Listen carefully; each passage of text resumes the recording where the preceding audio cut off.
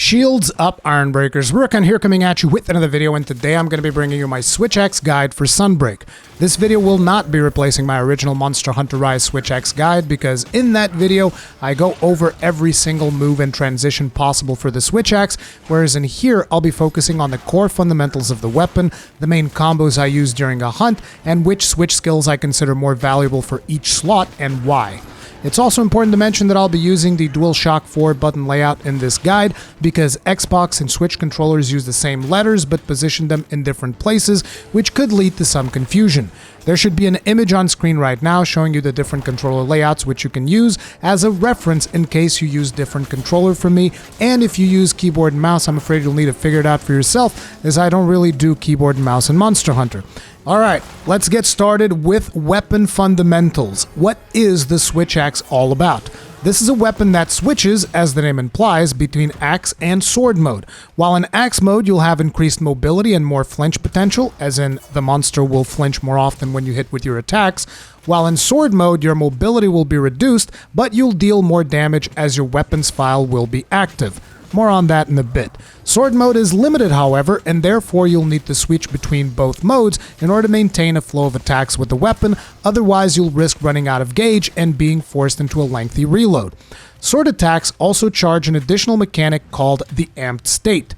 If you look at the top left-hand side of the screen, you'll see the Switch Axe's weapon gauge. The bar in the middle gets depleted whenever you attack in sword mode. It slowly replenishes over time, and when you perform certain morph attacks that change between axe and sword mode. There's also a switch skill that charges and locks the bar for a few seconds.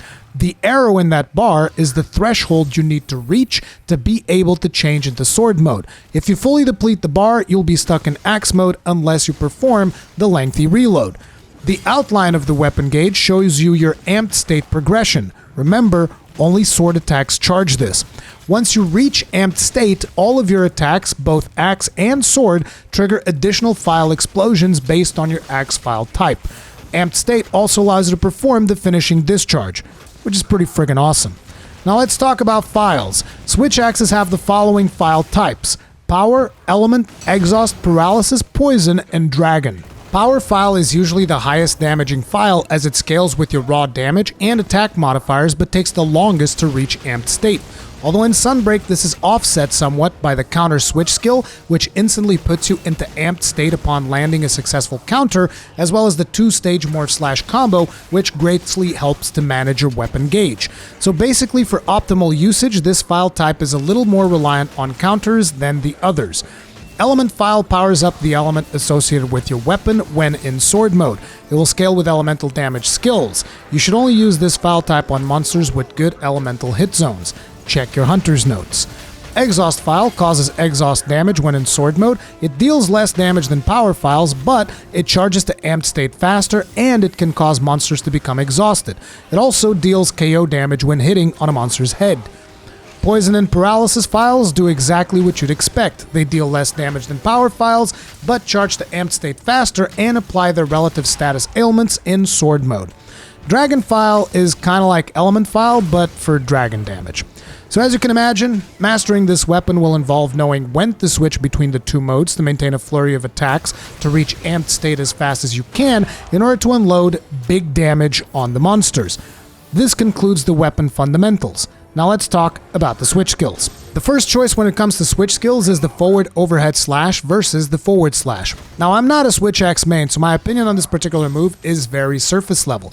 But it seems to me you'll want forward overhead slash if you're looking for big damage at the cost of big commitment, as the move is slower but will close the gap and combo into a meaty sword attack nicely.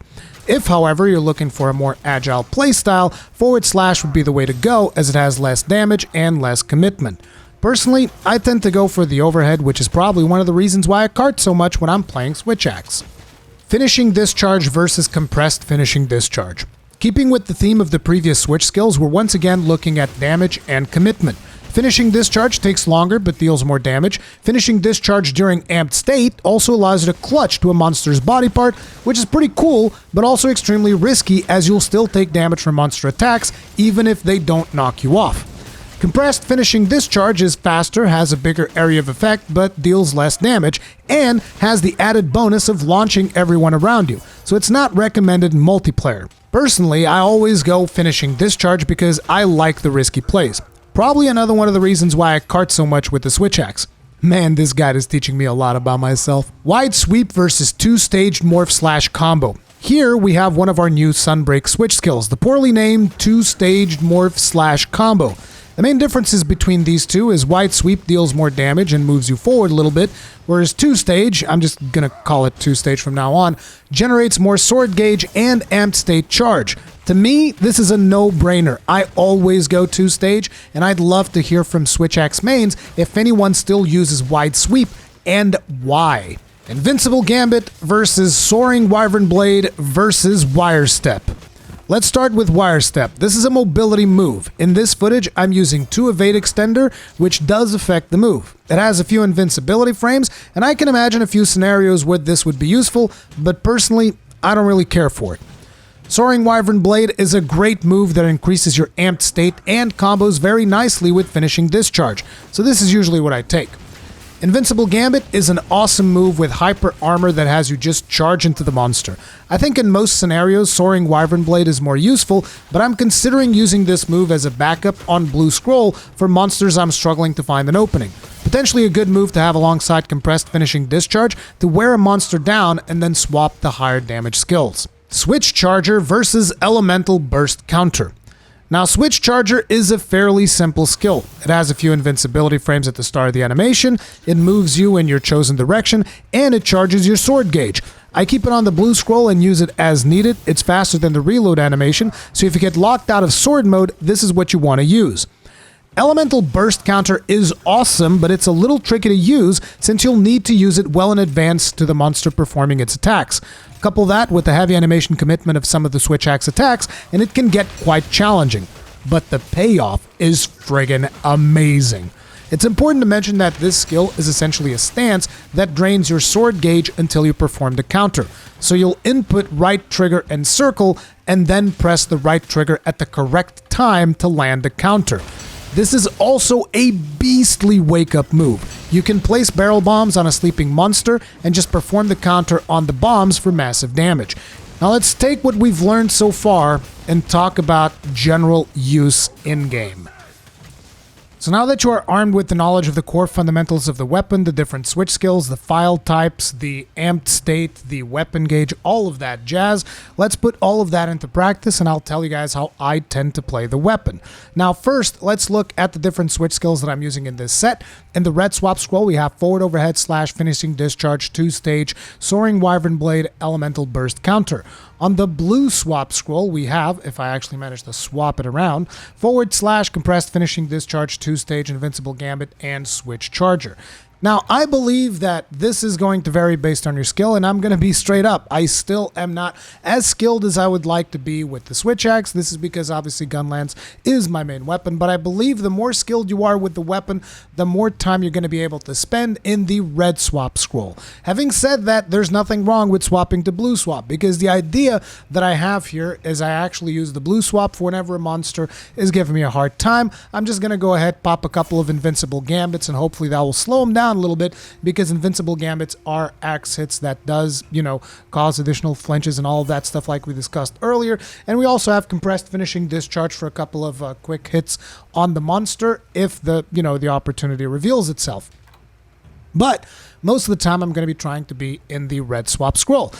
So one of the first things that I want to tell you guys is a particularly useful combo for whenever you are playing Switch Axe, and that combo is going to be, if you press circle, and you guys can go back to the start of the video, there's going to be a reference there for all controllers in case you're using a different controller, you don't know where circle is, just go back to the start of the video, there's like a table there that you should have seen unless you skipped all the way here. Anyways, if you press circle, you're going to get Wild Swing.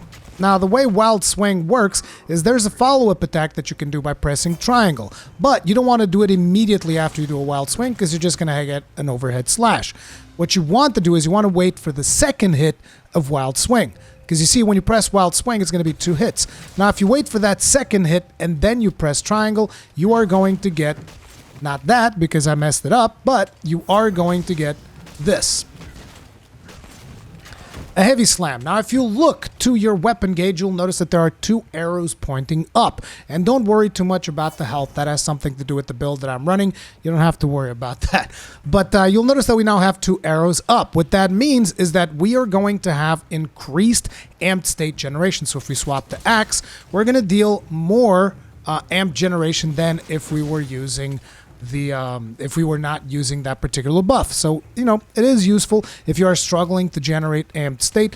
This is one of the ways of going about it. Now, the combo that you'll want to do if you want to generate as much amped state as possible, and assuming that you're using 2-stage like I am, is you're going to want to press circle once. That's going to give you this combo right here. And then immediately after that, you're going to swap into axe mode. So you're going to press the right trigger, like so, and that's going to give you a morph double slash. Immediately after that, you're going to press circle and then swap again, which is going to give you something like this, and that gives you a morph slash. Immediately after that, you're going to press right trigger again, because that is going to morph you back into axe. And I know it's a little bit weird, and I have to do it all in one smooth motion, otherwise, you know, it doesn't work. So basically the way it goes is circle here, right trigger, circle, right trigger immediately afterwards, right trigger again, now right trigger one more time to go back to sword, circle again, now right trigger, now circle, now right trigger again, and then right trigger again, and then right trigger again, and now you are in sword mode. And you'll notice that now we are in amped state. Obviously, when you're in an amped state, you're going to be wanting to slash at the monster. You're going to see the Phial explosions, which is pretty cool, right? So your most high damaging, like, repeatable combo for when a monster is down and you are in amped state is going to be circle, and then swap again, and then circle. So right trigger again, circle, right trigger again, circle. This is like your most damaging combo from what I can tell. So this is what you would usually do on a mob if it's downed. Now, there are other ways of getting to amped state, particularly now that we have the elemental burst counter, which is pretty friggin' cool. I really like it. So usually the way that I actually open up on a monster, we're going to get this guy to do a little stomp, and we're going to make it be a minor wind pressure because tremors are a little bit annoying. So the way that I would usually open up on a monster is I'll sneak up on the monster and I will do a sword hit by pressing the right trigger. Immediately after, I'm going to go into my counter stance, because usually when you attack a monster, you're going to get a roar. So the idea is you're going to hit the monster and then immediately go into a counter stance in order to counter his roar, and that is going to put you into max state if I do things right. Elemental burst counter, here comes the hit, counter that, and then from there you can instantly press triangle and circle and go into element discharge. And then immediately after that, you can press left trigger and triangle and go into the soaring wyvern, whatever it's called, soaring wyvern blade, right? You guys are like, whoa. What in the hell just happened there? And yeah, I know. It's a little bit tricky, particularly if you're starting things out. You might, I mean, you can slow down the video yourself if that's something that you want to do, but I'm going to show you guys the combo again, right? So we have a monster. He's not aware of our position. The second that we attack, he's probably going to roar, or he's going to do something else that's going to, you know, throw us off. So here's what we're going to do. I'm going to wait for the opening. I'm going to go in, slash, put myself in a counter stance by L2 circle, counter. Immediately after, triangle and circle. Element discharge, if there is an opening, of course. Now spam triangle, explosion, L2, and triangle would have finished it, but we ran out of sword gauge. We weren't able to do the follow-up attack. But see, when you run out of sword gauge, you're going to swap to your blue scroll and go L2 circle. Boom! L2, by the way, is left trigger. And now we do have a little bit of sword gauge. Let's generate a little bit more. That combo that we do, the morph slash thing, always generates a lot of sword gauge, so that's a good thing to generate some more sword gauge in case you need it. And now let's go ahead and do that combo one more time just to really drive the point home. You slash, monster's about to roar, put yourself in burst counter, counter the roar, triangle circle, spam triangle, and immediately afterwards left trigger and triangle, Soaring Wyvern Blade, big explosion, big damage, lots of fun times. That's kind of like the opener, and that's kind of like the way that I tend to play a whole lot, which is I just spam the finishing discharge on monsters. I know it's not the best thing to do. Ideally, you actually want to do the combo that I told you guys earlier, which is you go like bam, bam, swap, into swap, into bam, bam. Notice how our sword gauge is dwindling, so we're going to actually include the circle attack in there so that we go for the morph slash. Now we're looking much better, much healthier. So this is why I like 2-stage so much. Look at how it just like generates gauge for us. It is so good. As a matter of fact, the player who truly masters the 2-stage morph combo, I'm not sure that you're going to be needing to use the charger, because that's mostly to fix mistakes that you happen to do from time to time. But this is the combos that I usually tend to use when I'm up against the monster. Then it's all about positioning, right? You dodge, you do a couple of swings. And here's the other thing. You can also press back to move away whenever you are doing your different morph attacks. So say, for instance, okay, I need to back off of this monster. Press back and trigger, and your character's going to move back. And look at the distance you just created right there. That's pretty good. Then you can close that distance if you have overhead slash, and you can go into morph attacks again, right? That's pretty good. The other thing is, remember how we have the move that takes us a little bit back whenever we do the 2-stage morph combo, right? Which is if we go ahead and we do this, and we go for the switch stage morph combo there, which would be something like this, and then press right trigger. Notice how this moves us back, right? Well, if you do that and then you press circle, it's going to move you even further back in case you need to create that distance. So let's actually go ahead and do that. So, bam, bam, swap into morph slash. Now let's go into our morph slash 2-stage thingamabob, and then we press circle, and it's going to move us further back with a fade slash. Fade slash, which by the way is also available after most axe attacks, right there. So you just press back, and it's going to reposition you. Unless you're doing wild swings.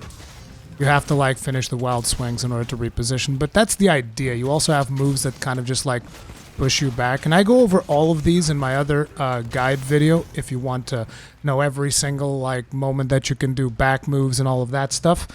But yeah, this is in practice how I go about murdering creatures with my switch axe. Now it is important if you guys are struggling, because I did struggle a little bit to get into the swing of things when it comes to master rank in Sunbreak.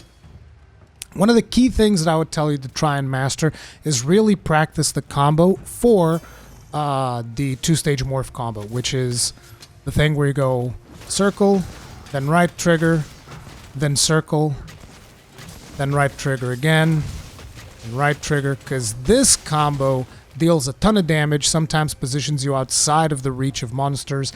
It is a very good combo for you to master, for you to reposition, for you to do a whole wide bunch of stuff. And it was like, before me mastering this combo, I could barely play the damn weapon, I'm gonna be real. But yeah, this is Switch Axe. Now let's get on to me showing you my mixed set that I'm using for this weapon. Okay, so to start us off, I'm going to show you guys the set with this weapon, which is the High Rebellion. This is the Rathalos Switch Axe because it looks cool. It's also a pretty good weapon overall. Afterwards, I'll show you the weapon that I actually use in this set, which is not this one, and some people will consider that to be a spoiler. But anyways, this is the set. You got Malzeno Helm, Archmail, Pyre, Kadaki Bracers, Sailor Skirt, Guild Palace Greaves, which, by the way, if you do not know how to get Guild Palace Greaves, you have to do every arena quest at least once, and that unlocks you to Guild Palace, and then you'll need to get some coins in order to craft the different Guild Palace pieces. Then we have the Divine Talisman that I'm using. I think it's actually a fairly simple one. It's got 2 Evade Extender and 1 Spiritbird's Call and 2 tier 2 slots, so this is not even like a super god tier talisman. This should be fairly easy to grab. The Spiritbird's Call doesn't even matter, it's just a nice little bonus. And on there I have a Critical Jewel and a Crisis Jewel. On the other pieces you can see, Guild Palace Greaves got the Redirection, Sailor Skirt Redirection, Pyre Rachna Kadaki, we got Hard Grinder, Archmail Tenderizer, Malzeno Quick Switch, and Tenderizer. And on the Rebellion, I'm using Anti-Dragon Jewel. You can swap this around if you want more crit on your weapon, go for Dawara. You can also use the switcher decoration. I've heard people say that it's not particularly powerful. In my own testing, it wasn't that different from Kushala, but I am using power files, and I've also heard that these don't work with other file types, so further testing would be required if you want to use something like a switcher deco. I couldn't like figure out all of the little nuances. I'm sorry about that. But anyway, now I'm actually going to be swapping over. Oh yeah, I can show you guys the skills. You got Resuscitate, Weakness Exploit, Protective Polish, Ballistic, Speed Sharpening, Wirebug Whisper, Rapid Morph, 2 points in Fire Attack, 2 Evade Extender. The Heroics is just coming bonus. We got 2 Coalescent, 2 Redirection, 1 Critical Boost, which will be 2 critical boosts if you use the other weapon that I'm going to be using here. 1 critical element, 1 maximum might, and 1 point of blast resistance, as well as 1 point in Bloodlust, Sparebird's Call, and Tune Up. And the important thing here is Bloodlust, because the idea is you get Bloodlust, which then also triggers with Coalescence, and you get those two things together, so you're getting the bonus from Coalescence, you're also getting the bonus from Resuscitate, so it's kind of like you're constantly getting debuffed, and you're getting buffs on account of the fact that you're getting debuffed, which is a pretty cool playstyle in my opinion, but, you know, I'll let you guys decide if that's the type of Switch X that you want to play. Anyway, for those of you that are sensitive to spoilers, you guys can exit now, because now I'm going to show everybody what the actual weapon is that I use with this set. That's 3, 2, 1, let's go. We use the Vengeful Felcleave. Of course we do. Come on, man. Are you kidding me? This weapon looks amazing. It's got the blast element. It's got purple sharpness. It's got 2 slots. Dude, this bad boy's got it all. Unlike the gun lance of this monster, which only has shelling level 7, and I'm always going to be disappointed about that. Yes, Capcom, I'm going to be salty until the end of days over what you've done to me. But anyways, this is really cool because this then also benefits from Coalescence, which increases your status buildup. It benefits from all of the damage because I believe this one even has, yeah, it has more raw damage than the Rathalos one. You'll get blast procs, you get better slots overall, and it's still a power file. This thing right here is a goddamn beast of worth. You understand? This is a beast of worth, my dudes. Anyways, that is going to be our guide and mixed set for Switch X. I'm sorry it took me so long to do this because the weapon just wasn't clicking with me until I really started messing around with the combos that I was just telling you guys about. And then everything just kind of like fell into place, and now it feels real good. Look at it go! Look at it go! Ba-boom! Anyways, hopefully this helps you guys get started with Switch X and Sunbreak. Let me know how you feel about this guide in the comment section down below. If you're a Switch X main and you have tips that you would like to share with everybody, leave that in the comment, and I'll make sure to put a heart on it, which will give it more visibility. So, thanks everybody for watching. I'll see you guys in the next one. Stay strong, stay safe, peace out.